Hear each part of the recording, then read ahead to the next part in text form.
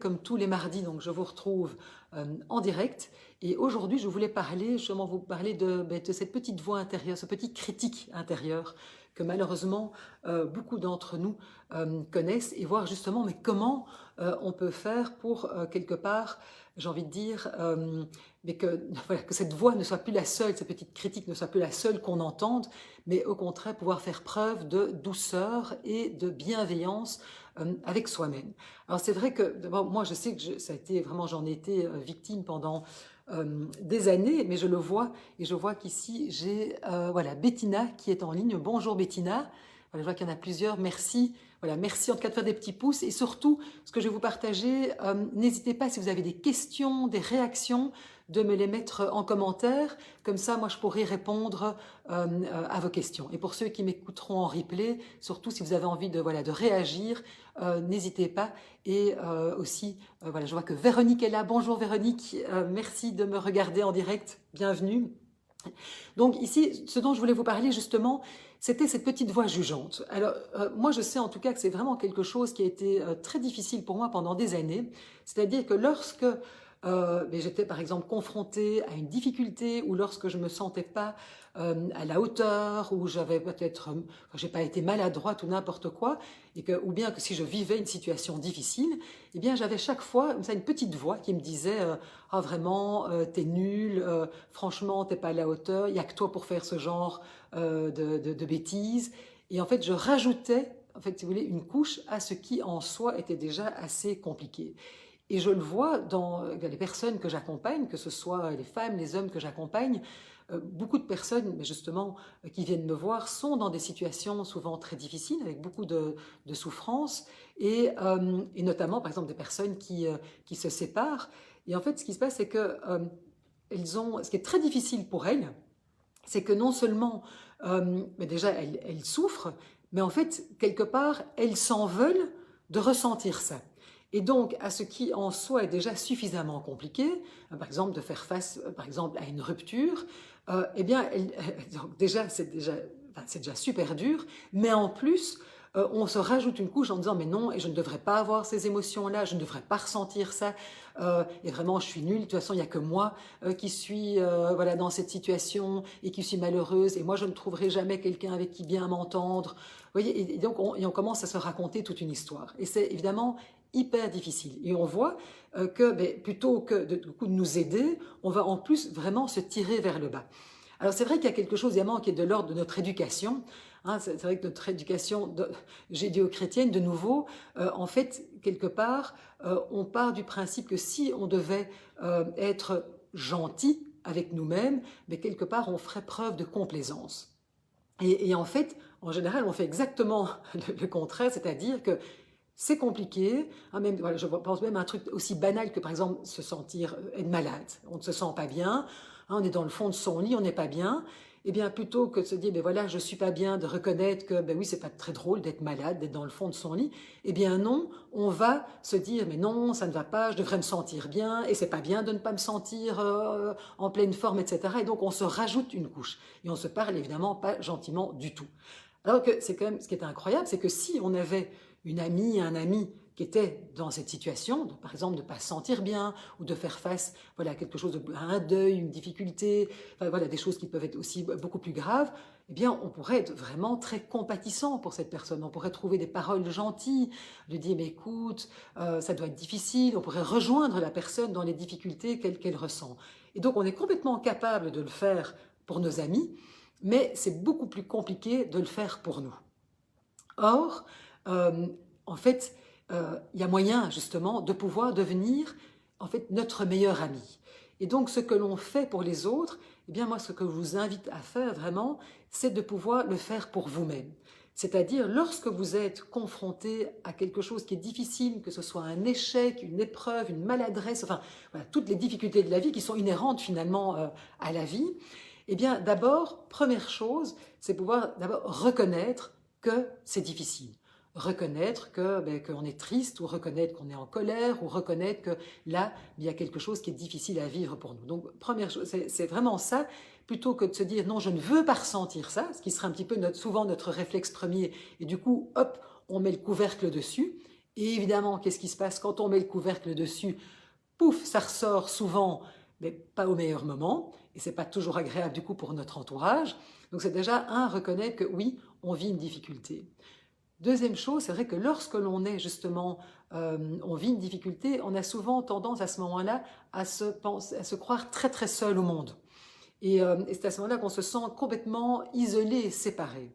Or, je veux dire que faire face à des difficultés, eh bien, en fait, ça fait partie de notre humanité commune. C'est-à-dire que tous, autant que nous sommes, en tant qu'êtres humains, nous sommes, en fait, à un moment ou à un autre, eh bien, amenés à vivre des choses difficiles, à souffrir, parce que ça fait partie de notre condition humaine. Et à ce moment-là, de se rendre compte qu'on n'est pas seul, eh bien, c'est vraiment quelque chose aussi qui peut être terriblement, j'ai envie de dire, apaisant, parce qu'en fait, souvent, quand on est dans des émotions difficiles, c'est plus facile de se dire, de rejoindre les autres quand on est très joyeux. Mais dès qu'on a des émotions qui sont plus difficiles, eh bien, c'est là que, justement, on va se sentir complètement isolé, séparé des autres. Donc, première chose, c'est reconnaître que l'on vit quelque chose de difficile, se dire qu'on n'est pas seul, que ça fait partie justement de notre condition d'être humain, oui, que la vie, quelque part, est souffrance. Et une fois qu'on peut reconnaître ça, c'est dire maintenant, qu'est-ce que j'en fais? Soit, alors on a notre petite critique intérieure, hein, cette petite voix pas gentille qui vient nous dire mais non, tu ne devrais pas sentir ça, tu ne devrais pas sentir ça, et qui vient nous dire et tu devrais au contraire, je sais pas moi, te lever et arrêter, prendre les choses en main. Ou bien on peut à ce moment-là vraiment se dire que voilà, je vais me parler comme si je parlais à ma meilleure amie. Et à ma meilleure amie, dans ce cas-là, mais qu'est-ce que je lui dirais? Et c'est vraiment trouver les mots que je dirais à ma meilleure amie ou à mon meilleur ami, mais que je puisse me les donner à moi-même. Et c'est un moment pour pouvoir reconnaître, ben oui, c'est difficile. Waouh, là, ce truc-là, c'est pas facile à entendre. Ouh, mon Dieu, là, je me suis complètement, oui, là, je me suis plantée. Et qu'est-ce que j'ai envie de me dire? Ben oui, ce sont des choses qui arrivent. Ben oui, c'est vrai que de temps en temps, parfois, ça nous arrive eh bien, de se planter ou d'avoir, je sais pas moi, été à côté de la plaque. Ou ça nous arrive de vivre des émotions extrêmement difficiles à un moment de grande tristesse ou de se sentir voilà, terriblement démuni. Et à ce moment-là, pouvoir se réconforter, dire mais t'inquiète pas, ça va aller. Tu sais, tu peux... Et se dire vraiment, mais à ce moment-là, de quoi j'aurais besoin?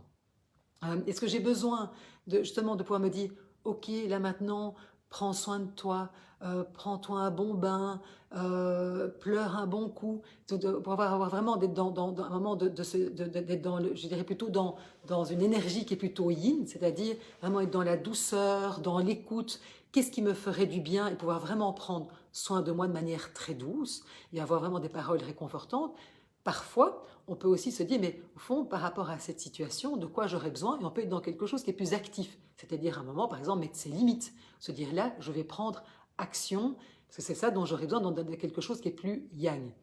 Mais en tout cas, si vous voulez, c'est vraiment euh, quelque part arrêter de se rajouter une couche à ce qui est suffisamment déjà assez difficile pour nous, et au contraire, pouvoir vraiment accueillir ce qui est difficile et pouvoir commencer à se parler différemment, se parler gentiment. Alors je ne sais pas si ça vous parle à ce que je vous partage, si vous avez des réactions, si vous avez envie de réagir, me dites tiens, comment vous justement, quand vous vivez quelque chose qui est difficile, est-ce que vous avez tendance à, hop, le petit critique intérieur qui vient vous dire que ben non, vous êtes nul, c'est pas bien, et franchement, il n'y a qu'à vous que ça arrive? Ou est-ce que vous pouvez vraiment prendre conscience, parce que déjà c'est intéressant quand on prend conscience de ce qui se met en place, de ce mécanisme, de ce petit critique intérieur. Parce que c'est vrai que euh, souvent on a l'impression qu'il faudrait qu'on soit encore plus dur avec nous-mêmes pour pouvoir avancer. Or, moi je dis c'est tout le contraire, et on ne tombe pas dans la complaisance. C'est pas parce qu'à un moment on reconnaît que c'est difficile et qu'on prend soin de soi, et on revient un petit peu à ce que je vous avais expliqué la semaine passée, que pour autant on va devenir quelqu'un de mou, de complaisance, ou parfois on a l'impression qu'on doit être vraiment, on doit être dur. Mais non, c'est à certains moments, oui, peut-être qu'on aura besoin de se donner un petit coup de pied au derrière en disant ok, là maintenant je vais mettre mes limites, ça c'est plus acceptable. Mais très souvent, ce dont on a besoin, c'est de pouvoir accueillir ce qui est et de pouvoir vraiment commencer à pratiquer justement j'ai envie de dire, cette compassion pour soi-même. Et alors la bonne nouvelle, j'ai envie de dire, c'est que tout ça, ça se pratique et ça s'exerce. Alors déjà, moi, je voulais vous parler d'un livre qui, pour moi, a changé ma vie. C'est un livre qui a été écrit par Christine Neff, qui s'appelle S'aimer ou comment se réconcilier avec soi-même. Je vous le montre là. Je vous le mettrai, si vous voulez, en commentaire. Et vraiment, c'est un livre qui parle, et qui, enfin moi, voilà, je trouve qui est assez facile à lire, qui moi m'a beaucoup, qui a été vraiment un révélateur, à tel point d'ailleurs que j'en ai acheté plusieurs exemplaires, que je les ai, voilà, que j'en ai offert à mes amis, et notamment à une de mes filles. Et c'est vraiment comment, d'ailleurs c'est dit, c'est comment se réconcilier avec soi-même. C'est vraiment, c'est comment faire la paix avec soi-même. Et c'est un livre qui est très intéressant parce qu'il voilà, il est très pratique, ça donne des petits exercices, etc. Donc vraiment, je vous le conseille. Et puis il faut savoir aussi que on peut justement s'exercer à pratiquer, j'ai envie de dire, l'autocompassion en pleine conscience. Et si ça vous intéresse, je vous invite vraiment à aller visiter mon blog. Vous verrez, j'ai écrit 2 articles sur le sujet. Je vous partagerai aussi 2 vidéos que j'ai faites avec Catherine Ball, qui justement organise des cycles d'autocompassion en pleine conscience. Ce sont des cycles de 8 semaines où on apprend vraiment à pouvoir rentrer en relation différemment avec soi. Vous allez voir, c'est vraiment, enfin en tout cas moi, j'ai fait ce cycle, je l'ai découvert il y a plusieurs années, et c'est une ressource pour moi qui est vraiment incroyable, parce que vraiment ça me permet de pouvoir devenir ma meilleure alliée et pas ma meilleure ennemie dans les moments où c'est difficile pour moi. Et c'est vraiment un moment où je peux vraiment, j'ai les outils nécessaires pour, lorsque je vis quelque chose qui est compliqué, eh bien de pouvoir trouver les ressources en moi pour, plutôt que de rendre ça encore plus difficile et d'en rajouter une couche, eh bien au contraire, à pouvoir à ce moment-là trouver les ressources pour pouvoir m'apaiser. Et il y a déjà une petite chose que je pratique et qui est très facile et qui est vraiment quelque chose que vous pouvez faire, déjà c'est évidemment votre souffle, mais c'est lorsque je suis confrontée à quelque chose qui est difficile. Ça peut même parfois être en séance, lorsque j'ai quelqu'un qui va m'expliquer une situation extrêmement douloureuse, etc., et que ça me touche au plus profond de moi. Eh bien simplement, moi j'appelle ça, ça s'appelle le toucher apaisant, simplement en mettant une main sur mon cœur et juste en respirant dans cette main. Mais rien que déjà faire ce petit geste, ce toucher apaisant, le fait voilà, de me toucher, ouf, ça fait descendre déjà, si vous voulez, quelque part la tension. Et je me rends compte que quand je suis confrontée à quelque chose de difficile, ça peut être, je sais pas moi, quelqu'un qui est désagréable sur la route avec moi, ou quelqu'un qui peut être agressif dans la vie de tous les jours, bien rien qu'en faisant ça, mais déjà, c'est comme si hop, je me réconfortais rien que lorsque voilà, j'éprouve une émotion difficile, je fais ça et rien que ça fait déjà descendre la tension. Et donc, essayez, vous allez voir, c'est un truc tout. Alors, si c'est compliqué pour vous de mettre la main sur le cœur, il y a des personnes qui aiment bien mettre la main sur leur joue, mettre les 2 mains. En fait, c'est un peu comme, quelque part, on le ferait, j'ai envie de dire, avec notre enfant.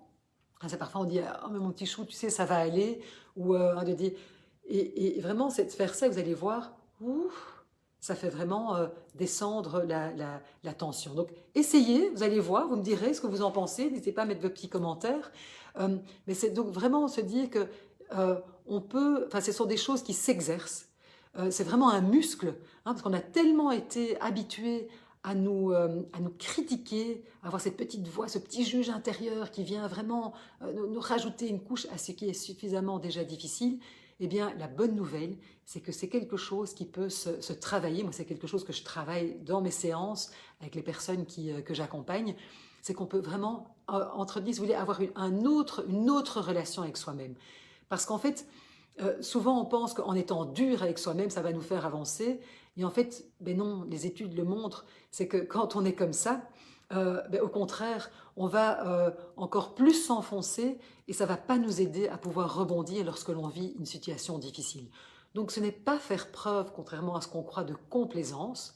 Non, ici, c'est pouvoir reconnaître ce qu'il y a, pouvoir trouver, avoir les paroles réconfortantes pour pouvoir ensuite, après, se remettre en action. Vous voyez, donc c'est pas commencer à tomber dans la victimisation, c'est pas du tout ça ici, c'est plutôt pouvoir devenir, j'ai envie de dire, sa meilleure amie, ne pas s'en rajouter une couche, mais au contraire, pouvoir s'aider et être son, meilleur allié dans les moments où c'est difficile.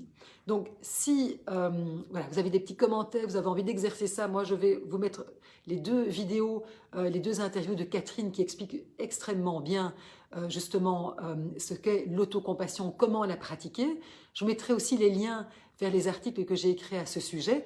Et si c'est quelque chose que vous avez vraiment envie de pouvoir exercer de manière consciente et l'apprendre, ben, bonne nouvelle, sachez que Catherine recommence un cycle de 8 semaines pour apprendre justement l'autocompassion en pleine conscience. Vous allez voir, moi, ça a changé ma vie. Donc c'est vraiment, comme je le disais, dans mon envie de vous partager, moi, tous les outils qui m'ont aidé moi-même à pouvoir justement me réconcilier avec moi-même, me sentir mieux. Mais c'est vraiment un outil que j'avais très très envie de vous partager aujourd'hui. Donc merci à toutes celles et ceux qui, voilà, qui m'écoutent aujourd'hui en direct ou qui m'écouteront en replay. Soyez gentils, voilà, n'hésitez pas à partager vos ressentis. S'il y a des sujets que vous voudriez que j'aborde, je le ferai un grand plaisir. Si vous avez des questions, n'hésitez surtout pas à m'envoyer un petit message et puis allez un petit peu voir toutes les ressources que je vous partage sur mon blog, sur ma chaîne YouTube, qui j'espère mais justement pourront vous aider bien, à mais quelque part vous sentir, vous réconcilier avec vous-même, vous sentir mieux avec vous-même. Parce que la bonne nouvelle, c'est que voilà, c'est qu'il y a des ressources et qu'on n'est pas obligé justement de se maltraiter. Au contraire, j'ai envie de dire, traitons-nous avec bienveillance, parce qu'à partir du moment où on peut le faire, mais pour nous, mais on a tout de suite une relation beaucoup plus apaisée avec nous-mêmes, mais c'est qui nous donne aussi des relations beaucoup plus apaisées avec les autres. Donc moi, je vous remercie de m'avoir écouté. Je vous souhaite une très belle après-midi. Et je vous dis à bientôt, enfin en tout cas à la semaine prochaine pour un nouveau live. À bientôt!